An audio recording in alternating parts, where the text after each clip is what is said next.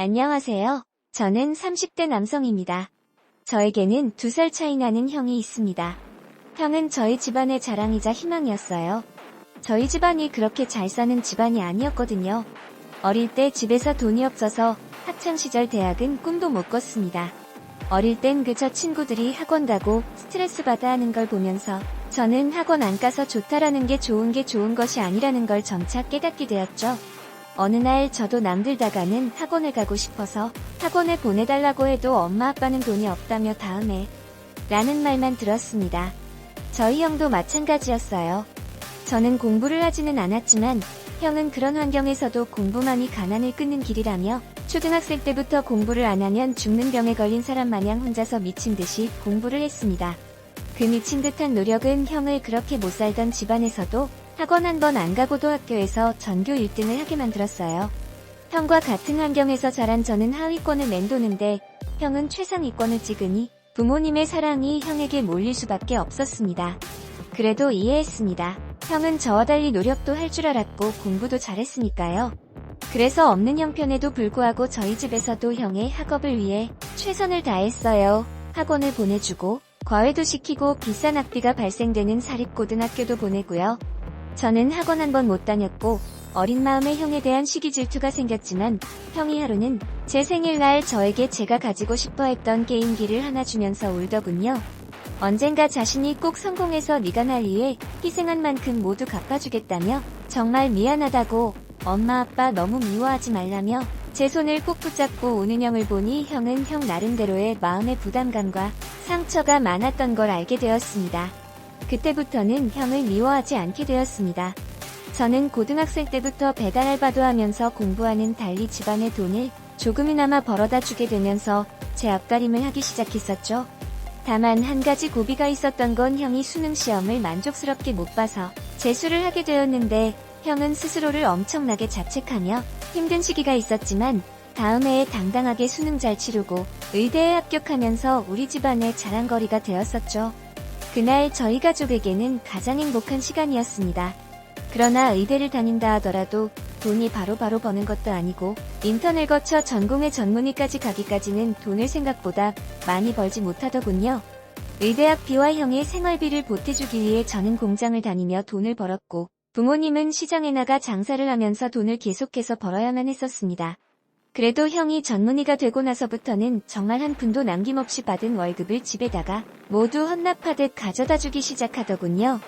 우리가 이러면 넌 뭐 먹고 사냐고 말을 해도 어차피 병원에 붙박이처럼 붙어있는 터라 돈 쓸 일도 없다고 그동안 우리 가족이 자기를 위해 그렇게 살았으니 이제는 내가 우리 집안을 위해 그렇게 살아야 된다면서 정말 그 많은 돈들을 남김없이 저희 집에다가 가져다 주었습니다. 그렇게 조그만한 단칸방에서 살던 저희 가족들은 점차 넓은 집으로 이사도 하게 되었고 부모님께서도 그동안 시장 돌아다니면서 트럭 몰며 장사하던 걸 가게도 차리시게 되었습니다. 저는 원래부터 나가던 공장에서 일을 계속하고 있었고요. 시간이 흘러 부모님의 수익도 커지고 저도 공장에서 20살 어린 시절부터 일을 했던지라 직급이 올라가면서 월급도 많이 받게 되고 형의 수익까지 합쳐지자 정말 그동안 어려웠던 게 한순간에 사라지면서 돈을 벌게 되었습니다. 거기에 아파트와 부모님이 일하시던 건물을 매입한 것까지 부동산이 몇 배나 오르게 되면서 순식간에 엄청난 돈들을 손에 쥐게 되었죠. 그러던 와중에 저희 형이 결혼을 하게 되었습니다. 형보다도 5살 어린 형수님을 데려왔죠. 저보단 3살이나 어리지만 당연히 형수님 아니겠습니까? 매번 꼬박꼬박 형수님이라고 부르며 대우했습니다. 형수님은 형이랑 같은 의사는 아니고 동료 의사가 소개시켜준 괜찮은 집안에서 자라난 학교 후배라고 하더군요. 형수가 하는 일은 공기관에서 일을 하고 있었습니다. 공무원은 아니고 공기업 사원이라고 보면 되겠네요. 월급도 괜찮았고 배우기도 많이 배운 분이셨습니다. 생긴 건 영락없는 깍쟁이 미녀 같은데 그러면서도 성격도 털털하여서 서스럼없이 저희 부모님에게 아버님 어버님 하면서 애교도 많았어요.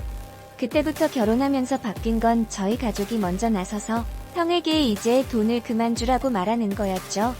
형은 생활비만큼만 들고 간다고 했지만 이제는 우리가 불편하다고 며느리도 미래가 있을 테고 너도 아이를 낳으면 거기에 맞춰서 살아야 될 텐데 여태까지 준 돈만 해도 우리가 이제 먹고 사는데도 지장 없다고 말하며 거절했지만 형은 그래도 매달 100만원씩은 부모님 용돈이라고 보내줬습니다. 형수한테 한 번은 그게 기분이 나쁘지 않냐니까 뭐가 기분이 나쁘냐고 부모님에게 아들이 되어서 용돈을 챙겨드린다는데 그리고 도련님이야말로 기분 나쁘시지 않냐고. 형을 위해서 어릴 때부터 희생을 많이 했다는데 공부 한 번 제대로 못 해보셨다는데 라고 말하며 제 눈치를 살피는데 저는 그런 형수가 참 좋았어요. 그 뒤로는 무난하게 지냈던 것 같습니다. 형수는 명절이나 부모님 생일마다 찾아와서 시간을 보내다가 돌아갔고 저희 가족이 하는 일들도 모두 잘 되어가서 그만큼 재산 또한 꽤나 모았고 이제는 저만 결혼하면 딱이라며 집안에서 닥달을 했었죠. 근데 형수 같은 여자를 계속 보고 나니까 웬만한 주변의 여자가 눈에 안 들어왔습니다. 이미 연애도 몇 번 해봤지만 이상하게도 계속 비교 대상이 형수님으로 비교하게 되었고 그로 인해 잘 안 되더라고요. 그렇다고 가방 끈 짧은 제가 형수만큼 능력 좋은 여자만 나는 것도 아니었습니다. 저희 형은 그런 제가 걱정이 되었는지 간호사도 몇 번 소개시켜주기도 했지만 그다지 마음이 가지를 않더라고요. 그런 사소한 것을 제외하고는 형과 형수 그리고 저와는 사이가 정말 좋았습니다. 그게 어느 정도였냐면 퇴근길에 형에게 전화가 와서 집에서 술 한잔하고 가라며 부를 정도였고 제가 초반에는 그래도 형수님이 부담되고 싫어할 거라며 극꾹거리자 나중에는 형수님이 먼저 전화와서 오라고 할 정도였거든요. 그렇게 형수와 형 가리지 않고 우애 좋게 지낼 무렵 어느 날 큰 사건이 생기고 말았습니다. 저희 형이 갑자기 형수랑 가게 된 등산에서 굴러떨어져 의식불명이 되어버린 겁니다. 갑작스런 청천벽력과 같은 일에 저희 가족들 전부 다 놀래서 병원으로 달려가게 되었고 형은 큰 수술을 받았지만 끝내 식물인간 판정을 받게 됩니다. 그때부터 정말 남부름 없이 행복하게 하루하루를 보내왔던 집안이 순식간에 천국에서 지옥으로 바뀐 것만 같았습니다. 저희 부모님은 쌍심지를 키고 그토록 아끼던 며느리를 쥐잡듯이 잡기 시작하는 겁니다. 바른대로 말 안 하며 네가 산에 올라가서 어떻게 한 거 아니냐는 등 왜 너만 멀쩡하고 우리 아들만 젖골이 났냐며 온갖 막말들을 내뱉기 시작했죠. 보다 못한 제가 부모님을 말리며 왜 남편 잃은 며느리한테 그러냐고 형수가 무슨 잘못이 있겠냐고 말하며 부모님을 말려봤지만 애지중지 아끼던 장남을 잃은 슬픔 때문인지 부모님은 그 뒤에도 계속해서 물불가리지 않고 형수를 무작정 욕하기 시작하셨죠. 급기야 부모님을 떨쳐내고 제가 중재를 나서서 부모님이 오는 날과 형수가 와서 돌보는 날을 따로 정해서 형수랑 부모님이랑 최대한 안 부딪히게 만들려고 어떻게든 최선을 다해서 노력했었습니다. 근데 그것만으로도 힘든데 도저히 그냥 넘길 수 없는 일이 발생하게 됩니다. 형수가 임신을 했다는 겁니다. 형수는 어느 날 갑자기 저를 조용히 불러서 할 말이 있다고 하더니 자기가 사실 임신을 했는데 이걸 알려야 되는 건지 어떻게 해야 할지 모르겠다며 울고 있었죠. 저는 너무 당황해서 아니 형이 저렇게 되었는데 어떻게 임신을 했냐고 폭바람을 피웠냐고 했더니 절대 아니라며 형의 아이라고 하더군요. 등산 가기 전날 임신이 된 것 같다며 친정에서는 낳지 말라고 하고 이혼하라고 난리를 치는데 자기는 형을 사랑해서 아기를 낳고 싶다고 하더군요. 근데 친정도 안 좋아하고 시댁에서는 어떻게 생각할지 모르겠다며 시부모님이 자기를 그렇게 미워하시는데 라고 말하면서 눈물을 흘리더군요. 저도 순간 너무 갑작스러워서 어떻게 해야 할지를 모르겠더군요. 형수를 좋아하는 저조차도 형수가 바람을 핀 건가 싶을 정도니 우리 부모님이 과연 믿기나 할까 싶었습니다. 그래도 알리긴 해야 되는 부분이니 어쩔 수가 없어 부모님께 말을 하자 형수를 부르더니 저희 엄마가 머리를 후려치며 야 이 못된 년아 지 남편 저리 만들어 놓고 식물인간 돼서 누워있는데 어디서 바람 피고 왔냐며 욕을 하는 걸 볼 수밖에 없었습니다. 전 그래서 울고 있는 형수에게 다가가 아무래도 아이는 힘들겠다고 시기가 시기인 만큼 다들 오해하기도 쉽고 또 낳는다고 한들 형수 혼자 어떻게 키우겠냐고 정말 어쩔 수 없지만 친정 부모님 말씀대로 이혼하시고 그냥 새롭게 살라고 말하자 형수는 눈물을 흘리며 아무 말도 없이 집으로 돌아가더군요. 그 이후로도 형수는 저희 부모님께 독한 말들을 들으면서도 꿋꿋이 형의 옆자리를 지켰습니다. 결국 형수는 배가 불러왔고 아이가 출산할 때까지도 형의 옆자리를 지키며 온갖 욕설들을 들으며 버티더군요. 정말 제 입에 담기도 민망할 정도의 그런 최악의 욕설들도 많았었습니다. 보다 못한 제가 대체 왜 이러냐고 우리 부모님 믿지도 않냐고 그냥 이제 이혼하고 혼자서 살지 이렇게 해봐야 누가 알아주겠냐니까. 형수는 슬프게 웃으면서 자기는 이해한다며 나도 내 아들이 저렇게 되면 그럴 것 같다고. 그리고 이 아이 낳으면 바로 유전자 검사부터 해서 시부모님께 보여드릴 거라고. 남편이 남긴 유산이라며 자기가 만약 이 아이를 포기하면 정말 그때는 부정한 여자가 될 테고 또한 자기 입장에서도 형의 아이를 꼭 낳고 싶다고 말하는 형수를 보며 존경스럽기까지 하더군요. 결국 형수는 아무도 축하해주지 못하는 채로 쓸쓸히 아이를 낳았습니다.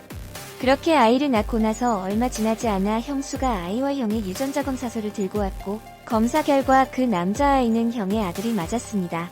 저희 부모님은 그때서야 자기들이 며느리에게 했던 그동안의 행동들이 있어서 너무 당혹스럽고 민망한지 어찌할 바를 몰라 하셨었죠. 차마 제 입으로 말하기 민망할 정도의 욕설들을 형수에게 퍼부어 댔었으니까요. 당황해하는 저희 부모님들께 형수는 먼저 입을 열며 이해한다고. 대신 앞으로는 저를 너무 미워하지 말아달라고. 저 역시 오빠를 잃어서 너무 슬프고 괴롭다며 울던 형수 앞에 우리 부모님도 무릎 꿇고 다같이 대성통곡을 하며 그동안 너무 미안하다고 사과를 했습니다. 결국 형은 그 이후 2년을 더 버티다가 합병증으로 세상을 떠났습니다. 그 이후 저희 형수는 지금 친정에서 아이와 지내며 간혹 명절이 되면 할머니, 할아버지, 삼촌을 보여준다며 저희 집에 찾아오는데 조카가 정말 큰형과 너무 똑 닮아서 조카를 보면서 얼마나 많이 울고 웃었는지 모르겠네요. 저희 부모님도 그 이후로는 형수에게 정말 미안한지 평생 죄를 갚는 마음으로 살겠다며 손자의 옷도 사주고 필요한 물건들이나 양육비도 지원해주고 계십니다. 형의 사고 이후로 침묵이 찾아왔던 저희 집안도 시간이 점점 흐르고 지날수록 조카 덕분에 웃음을 찾아가고 있네요. 어쩌면 조카는 형이 남기고 간 마지막 선물이 아니었나 싶습니다. 안녕하세요. 저는 30대 남성입니다.